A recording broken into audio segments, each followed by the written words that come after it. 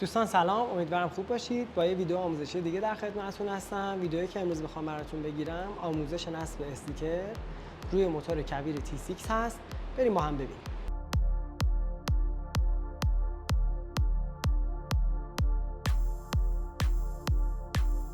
خیلی خب، برای شروع اول از همه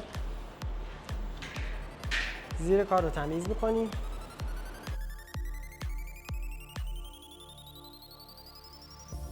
استیکر این بخش این هست که دو تا جای پیچ داره، یه دونه این سمت و طرف مقابل، که اینا باید کاغذش رو جدا کنیم از روش که خیلی راحت تر بتونیم سر جای خودش قرار بدیم.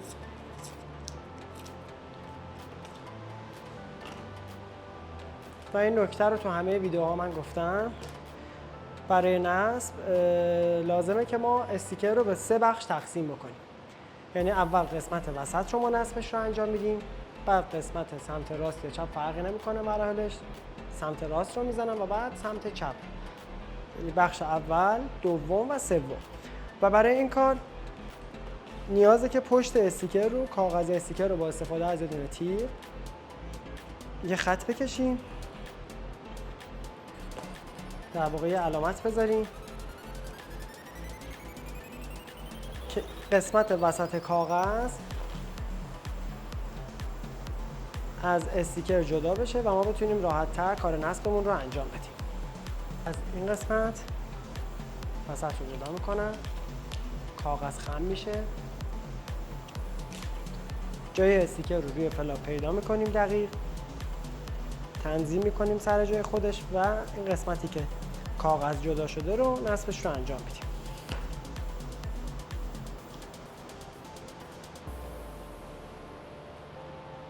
و حالا کم کم این کاغذ رو جدا میکنیم، با استفاده از دست دیگه استیکر رو سر جای خودش تنظیم میکنیم و هم میتونید از کاردک استفاده کنید برای نصب. اگر ابزار ندارید میتونید از دستتون استفاده کنید برای این کار.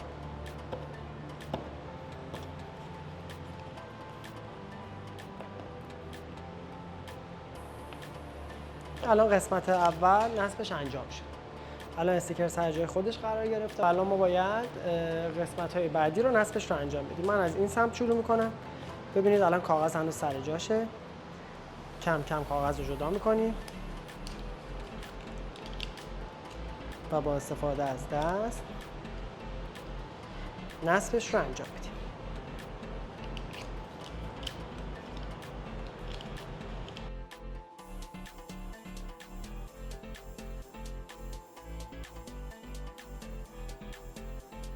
موقع نصب حرارت روی کارهامون نمیگیریم. بعد از اینکه نصب رو انجام دادیم تکمیل شد، حرارت میگیریم که چسب کار به قولی اکتیو بشه و بتونه جای خودش رو روی فلاپ پیدا کنه یا به نوعی شکل خود فلاپ رو به خودش بگیره. موقع نصب اگر بخواید شما حرارت بگیرید ممکنه که دفرمه بشه استیکرتون و کش بیاد و از حالت اولیه خودش خارج بشه و کارتون رو خیلی سخت میکنه. پس بهتره که بعد از اینکه نصبتون انجام شد حرارت رو بگیرید روی فلاپ. ما تو ویدیوهای قبلی آخر سر، یعنی زمانی که موتور کارش تمام شد، حرارت رو میگرفتم. الان دیگه از این به بعد از اینکه هر تیکه نصبش رو انجام دادیم قرار شده که این کار انجام بدم که دیگه پرونده این قسمت کامل بسته بشه و بریم برای قسمت بعدی. نصب این قسمت تمام شد. با هم حرارتش رو میگیریم. کل سطح استیکر رو حرارت میگیریم و با استفاده از دستمون خیلی کم ماساژ میدیم استیکر رو که شکل خود فلاپ رو، این خم و قوسا رو به خودش بگیره و بعداً زمانی که این اتفاق میفته دیگه استیکر از جاش بلند نمیشه. بریم ما ببینیم.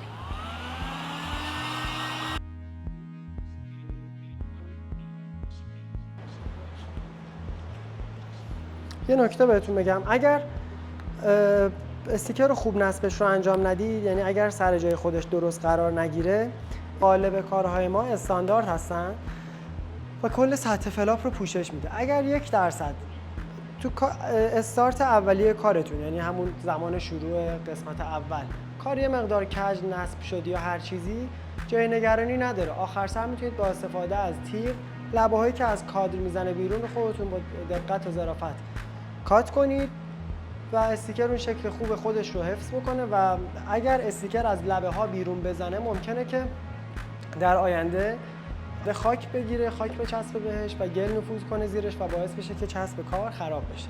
اینو توجه داشته باشید. پس اگر یه قسمتی از کار از فلاپ بیرون زد رو با استفاده از این تیغ خیلی راحت میتونید کات بزنید که جلوی خراب شدن استیکرتون رو میگیره، عمر استیکرتون رو بیشتر میکنه. این قسمت تموم.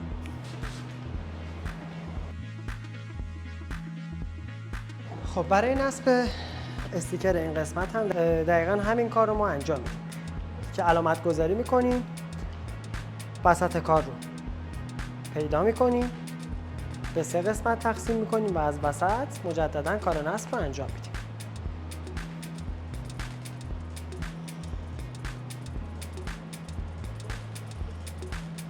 کاغذ وسط رو جدا میکنم، کاملا یه بخش خیلی کوچیکش رو جدا میکنم که بتونم تنظیم کنم استیکر رو سر جای خودش. به این شکل قسمت ابتدایی و انتهایی استیکر رو پیدا میکنم به خود فلاپ و مرکز کار رو نصب میکنم.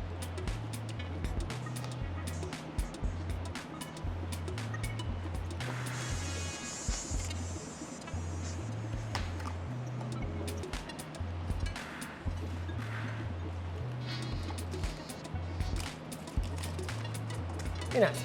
الان بخش دوم رو نصب کنم. هم میتونید از دست استفاده کنید هم از کاردک. من ابزار دارم، هم از کاردک استفاده میکنم به این خاطر که سرعت کار بیشتر باشه، حوصله سربر نباشه برای شما عزیزان. خیلی راحت با دست هم میتونید این کار انجام بدید.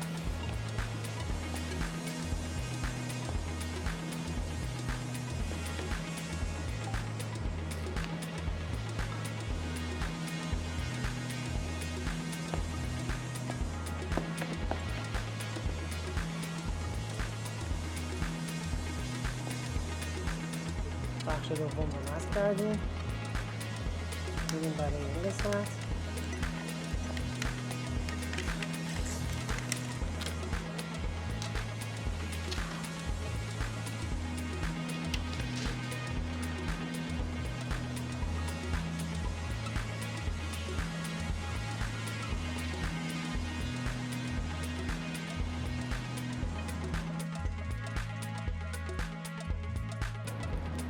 این قسمت رو کاغذش رو جدا میکنه.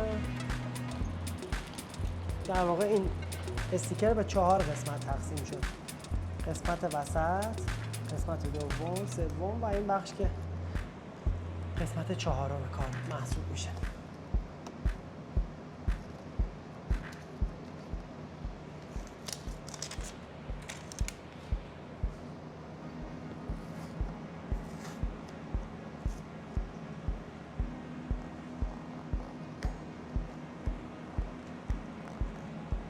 با دست دیگه هم تنظیم میکنم جاش رو روی فلاپ و با استفاده از این دستم نصبش رو انجام میدم.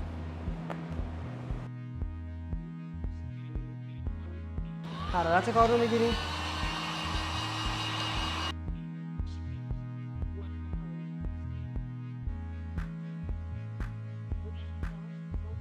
تمام. زیر کار رو خوب تمیز میکنیم. معمولا این مدل پلاستیک به خاطر زبر بودنش به مقدار چسبشون ضعیفتر میشینه به نسبت جاهای دیگه مثل این قسمت های فلاپ. پس بهتره که خوب تمیز بشه. اگر کثیفی، چربی یا حالا پرز یا خاک هر چیزی که روی فلاپ هست رو حتما باید پاک کنید، تمیزش کنید و بعد نصب انجام بدید. خب این قسمت به خاطر اینکه طول استیکر یک مقدار زیاده دقیقا همین کار رو ما باید بکنیم مثل مراحل قبلی. وسط کار رو پیدا میکنیم، کات میکنیم و شروع میکنیم به نصب کردن. من از این قسمت شروع میکنم. حواستون باشه که خیلی خط عمیق نندازید اینجا که استیکر رو آسیب بزنه.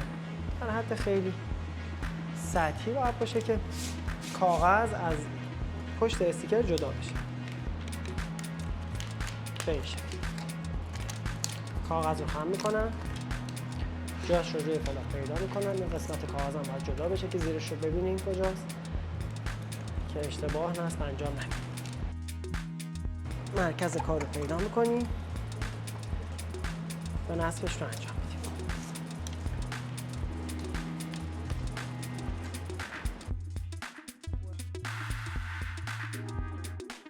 قسمت اول نصب شد. مرحله 2. توجه کنید که من خود کاغذ رو خم کردم و از خود کاغذ استفاده میکنم که دستم مستقیم به چسب تماس نداشته باشه که بخواد باعث بشه چسب ضعیف بشه یا کثیفی به خودش بگیره. در ضمن باید حواستون باشه که حتما قبل از اینکه بخواید نصب رو شروع بکنید حتما دستتون رو باید تمیز بشورید که چربی، روغن، حالا خاک یا هر چیز این چنینی رو دستتون نباشه که باعث بشه چسب آسیب ببینه و ضعیف بشه. همونطوری که می‌بینید کم کم کاغذ رو جدا می‌کنم از پشت استیکر. به سر جای خودش قرار میدم و نصبش رو انجام.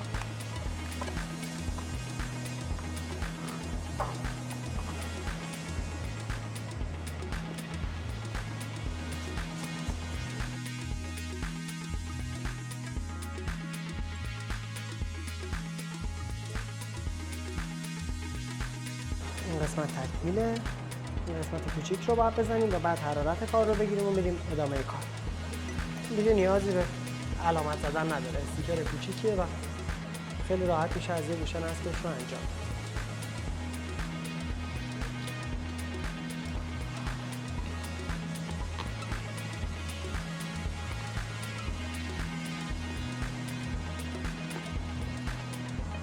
بریم حرارت کار رو بگیریم.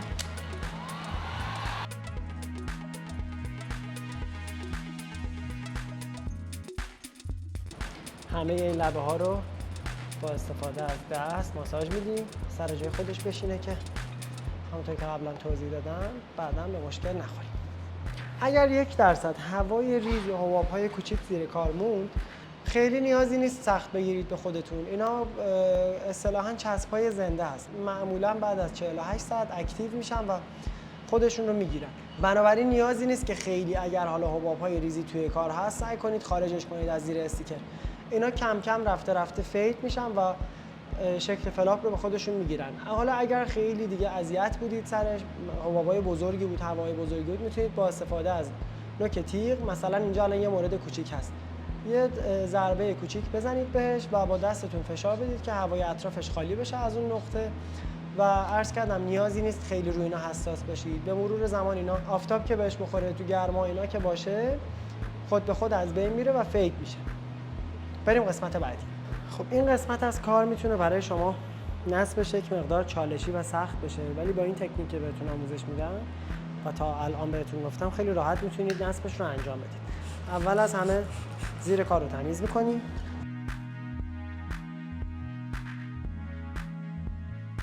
چون اندازه استیکر بزرگه، یه مقدار خم و قوسش زیاده و 3 تا جای پیچ داره، ممکنه که سختتون باشه و اذیت میکنه.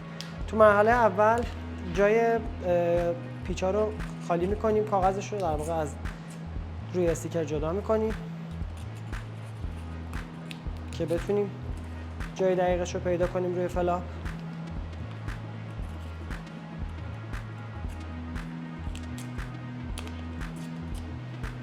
این از این. من این قسمت رو علامت میزنم که بتونم اول این قسمت بزرگ رو نصبش رو انجام بدم و بعد دیگه با خیال راحت بیام این قسمت انتهای کار رو نصب کنم. پس علامت رو اینجا میذارم.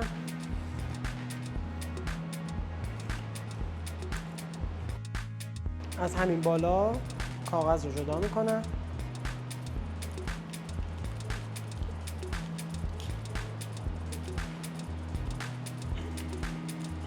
جای پیچ رو تنظیم میکنم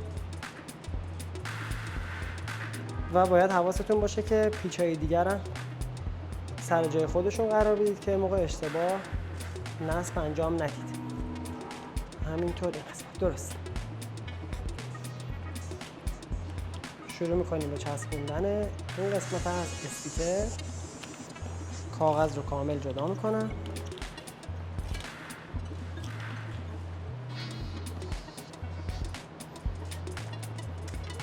با این بخش کاری نداریم، کاغذ پشتشه، به هیچ جا نمیچسبه. این قسمت رو تکمیل میکنیم. حالا خیلی راحت کاغذ رو کم کم جدا میکنیم. جاش رو روی فلاپ پیدا میکنیم و شروع میکنیم به نصب کردن.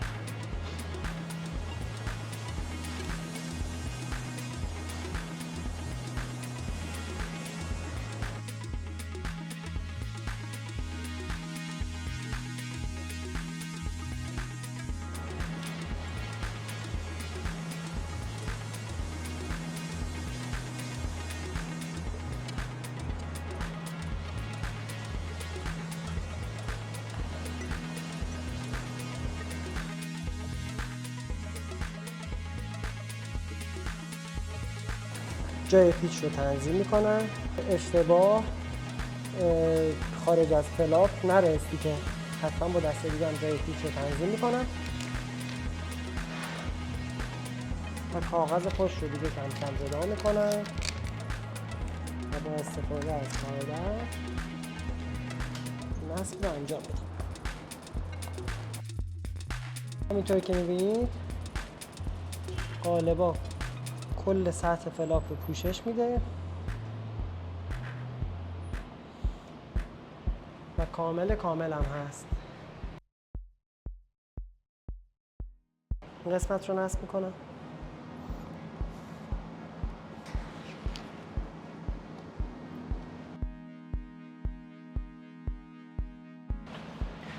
قسمت جلو تکمیله. قسمت پشت رو نصب میکنیم.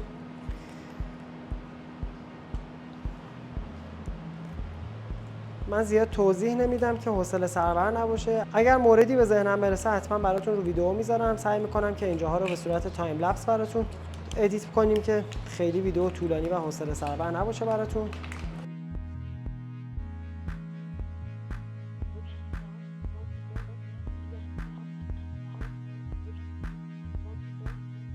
سمت چپ و راست این فلاپ با هم یک شکله، یعنی اون طرف موتور هم دقیقا همین فلاپ رو داریم.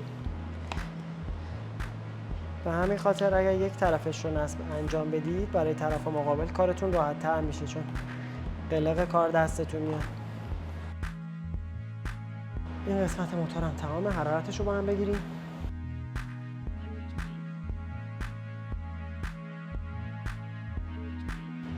حتما برای این حرارت گرفتن حوصله بکنید، کل سطح فلاپ رو حرارت بگیرید و همه قسمت‌های استیکر رو حتما روش دست بکشید که اگر حباب ریزی روی کار لبه ها مونده انتقالش بدید بیرون با دست که شکل فلاپ رو به خودش بگیره این استیکر و واقعا تو عمرش خیلی موثره. همینطور که قبلا توضیح دادم یه سری گرد و خاک و گل و اینجور چیزا که میره زیر چسب عمر استیکر رو کم میکنه و باعث خرابی کار میشه. این قسمت هم تمام. گلگیر جلو رو نصب میکنیم. زیر کار تمیز میشه. این هم دقیقا به 3 قسمت باید تقسیم بشه و از وسط نصب رو انجام میدیم. از این 2 تا قسمت من علامت میذارم.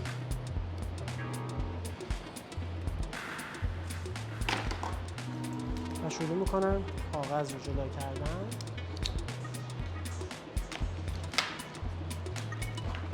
جاش رو روی پدال پیدا میکنم و شروع میکنم به نصب کردن. کار سختی نیست. کلا با این تکنیکی بهتون آموزش میدم خیلی کارتون راحت میشه. کلا هر بخشی از موتور یا کلا تو زمینه‌های دیگه اگر بخواید کار نصبی انجام بدید خیلی کارتون راحت تر میکنه. در واقع راهنمای خیلی بزرگ میتونه باشه براتون.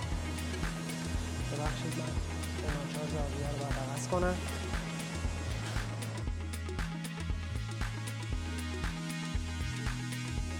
قسمت وسط نصب شد. سمت راست فلاپ رو نصب میکنم.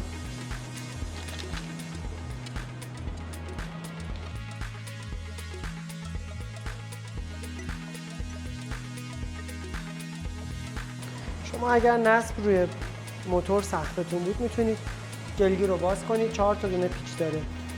زمانی که باز بشه یه خورده کارتون راحت تر. حالا من پیشنهادم به شما اینه که گلگیر رو باز کنید و بعد نصبش رو انجام بدید اگر براتون سخته نصب روی خود موتور، چون اینجا یه مقدار جای دست نداره و محدودتون میکنه. کاغذ پشت رو جدا میکنم و کم کم استیکر رو چسبونم روی فلاپ.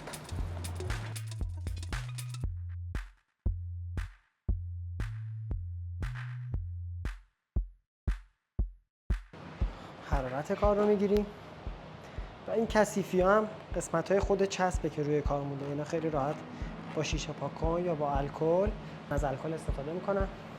یه مقدار الکل به دستمال میزنم و ببینید چقدر راحت نه از بین میرن.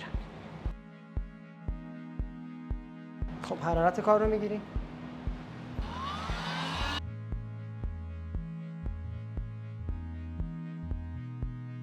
بهتره که روی استیکر رو یه بار دیگه شیشه پاک‌کن بزنید، چون الکل روش خورده یه مقدار حالت کدری به خودش میگیره و دوباره که شیشه پاک‌کن بزنید مثل اولش اون براقی و شفافیت خودش رو داره. من اینو دیگه توضیح نمیدم دیگه، زیر کار رو تمیز کنید، چون شروع کار با همین تمیز کردنه. این استیکر هم دوباره چون چپ و راستش کامل قرینه است، قسمت وسط رو علامت میذارم، کاغذ رو از وسط جدا میکنم، تا میزنم، جاش رو روی فلاپ پیدا میکنم و شروع میکنم به نصب کردن. این خیلی ساده است این قسمت.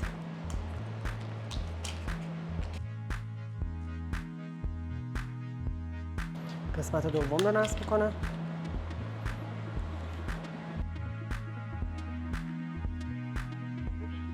بخش سوم.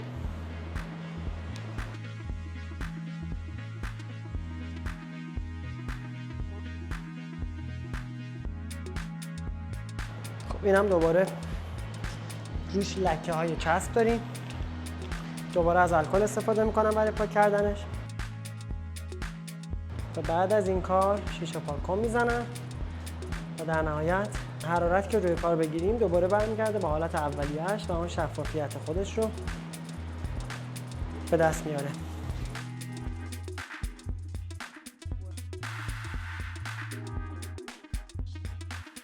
اینجا هنوز یه مقدار کثیفه.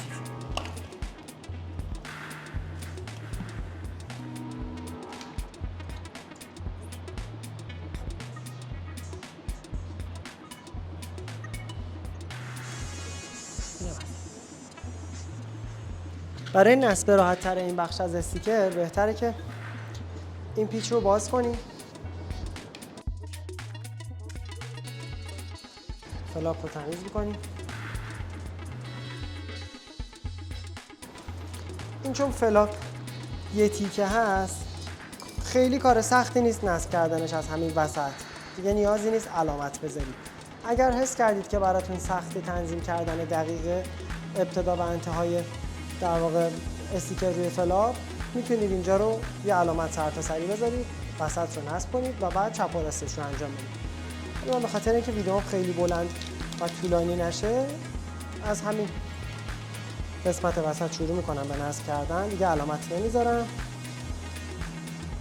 کاغذ رو که جدا کنم کامل جدا میکنم، کاغذ رو این شکلی جای خودش پیدا میکنم و وسط کار رو با استفاده از دستم میچسبونم روی فلاپ و کم کم قسمت چپ و راستش رو اضافه میکنم به در واقع فلاپ. همین راحتی.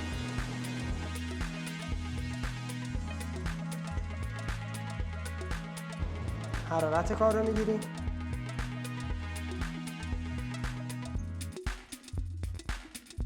و در نهایت پیچ رو سر جای خودش میبندیم. بهتره که بعد از استفاده از ابزار حتما دستتون رو بشورید، چون معمولا ابزارها کثیفن و این کثیفی ها باعث میشه که دستتون اگر به پشت استیکرها بخوره چسب کار رو ضعیف کنیم. این هم تکمیل. خب برای این قسمت نیاز داریم که این دو تا پیچ رو باز کنیم، چون مزاحمت داره موقع نصب. بهتره که باز بشه که کار تمیزتری بتونیم تو خروجی داشته باشیم.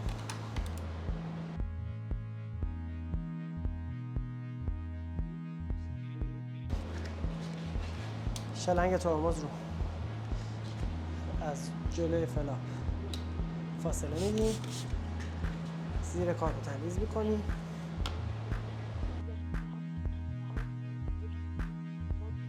این قسمت هم دقیقاً مثل اون یکی پاشاخ. اگر براتون سخت نباشه میتونید از همین پایین شروع کنید نصب کردنش رو انجام بدید. اگر هم کار سختی میتونه باشه براتون، از این قسمت وسط کار یه علامت بدید، خط بذارید، در واقع از وسط شروع کنید نصب کردن و بعد چپ و راستش رو تکمیل کنید. من همین شکلی کار رو نصب میکنم براتون. جاش رو روی فلاپ اول پیدا میکنیم که دقیقا سر جای خودش قرار بگیره. بسیار عالی. از همین وسط کاغذ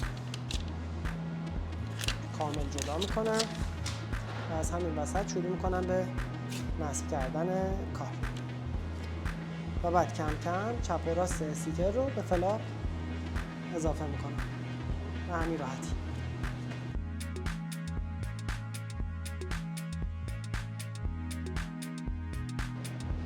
بست کار رو میبندیم و تمام.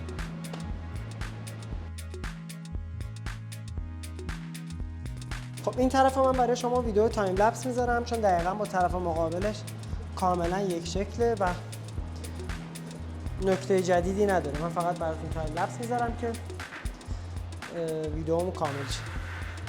خب این طرف دقیقاً با طرف مقابل یک شکله و من براتون ویدیو تایم لپس میذارم چون نکته جدیدی نداره. بریم با هم ببینیم.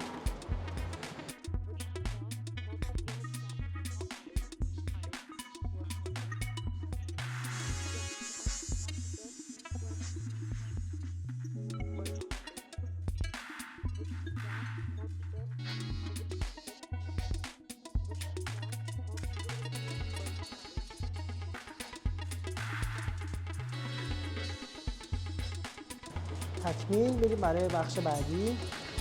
این قسمت کار رو نصب می‌کنیم. این با طرف مقابلش فرق خیلی کوچیکی داره. اون طرف یه دونه جای پیچ اینجا داشت، این بر نداره. بریم با هم نصبش رو انجام بدیم. زیر کار که باید تمیز بشه.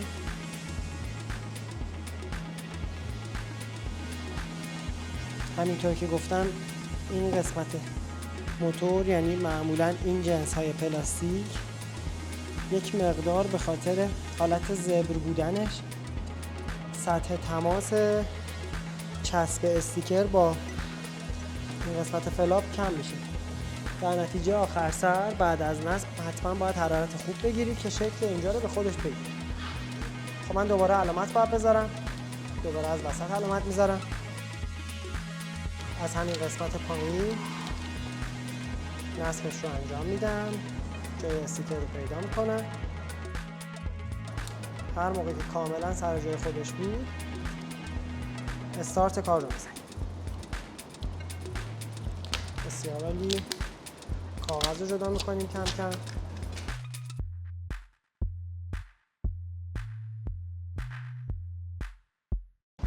قسمت دوم رو نصب کنم. قسمت دوم هم تموم.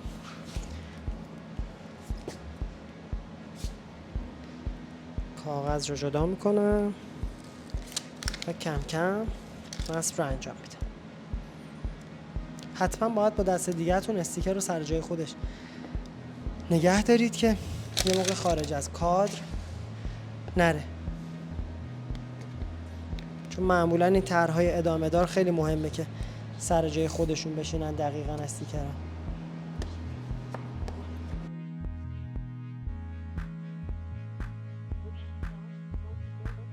اینا از این حرارتش رو میگیریم.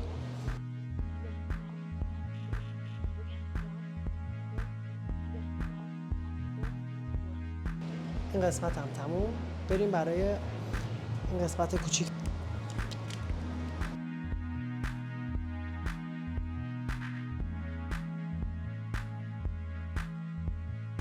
همینطور که قبلا خدمتتون توضیح دادم، این قسمت بالچه موتور با طرف مقابل کاملا یک شکلیه. این قسمت رو هم براتون تایم لپس ویدیو میگیرم و مجدد اگر نکته‌ای بود بهتون توضیحش رو میدم.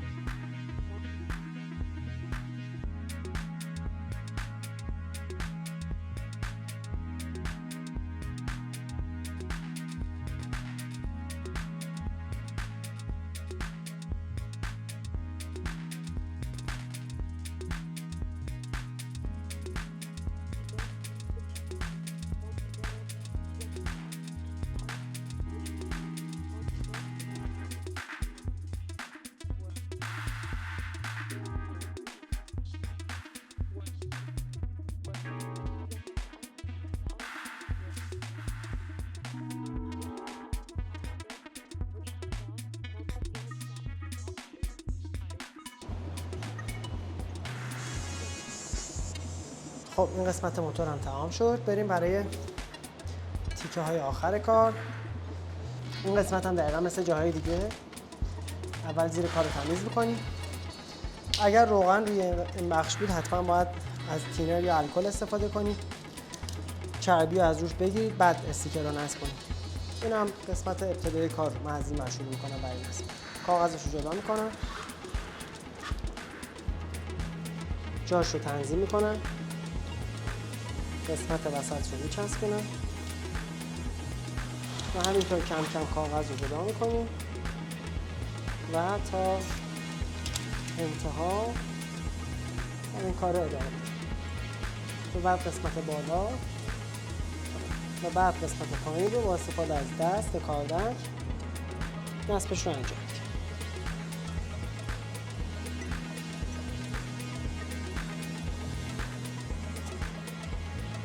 و حتما نیازه که بعدش حرارت بگیرید. فقط یه نکته مهمی که حرارت بگیرید حواستون باشه به این شلنگ های ترمز آسیب نزنید.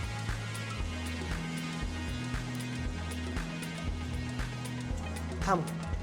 معمولا این سمت موتور در واقع سمت زنجیر همیشه به خاطر روغنی که به زنجیر میزنید خیلی چربه و حتما نیازه که از الکل یا تینر استفاده کنید برای زیر کار که چربی رو بگیره. من از تینر استفاده کردم برای پاک کردن این بخش.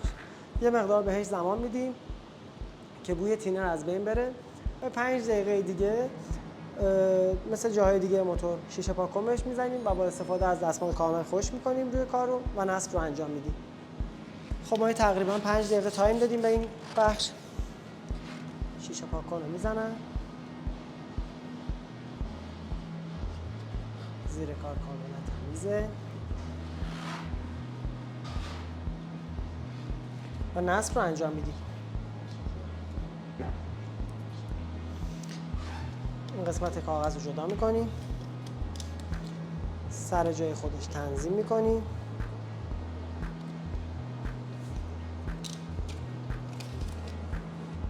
قسمت وسطی کار رو میچسبونیم،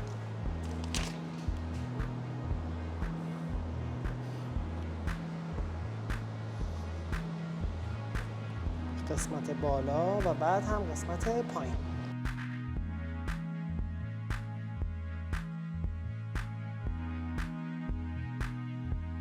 این قسمت هم تمام. خب این نکته رو من اینجا بهتون بگم که الان اگه اینجا توجه کنید که دو تا دونه هوای کوچیک هست. من زوم میکنم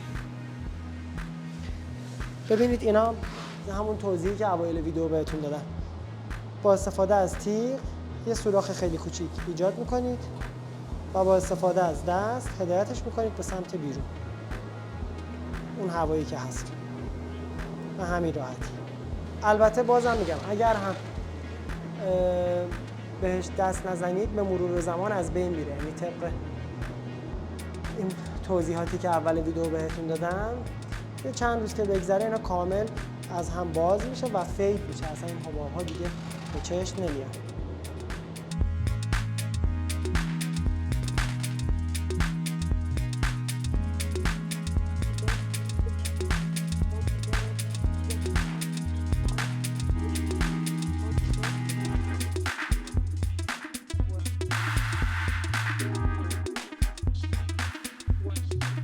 خب دوستان این پروژه هم به اتمام رسید. امیدوارم که مفید باشه براتون. اگر سوال یا نکته‌ای هست که تو ویدیو فراموش شده حتما تو کامنت ها بپرسید، پاسخگو هستم.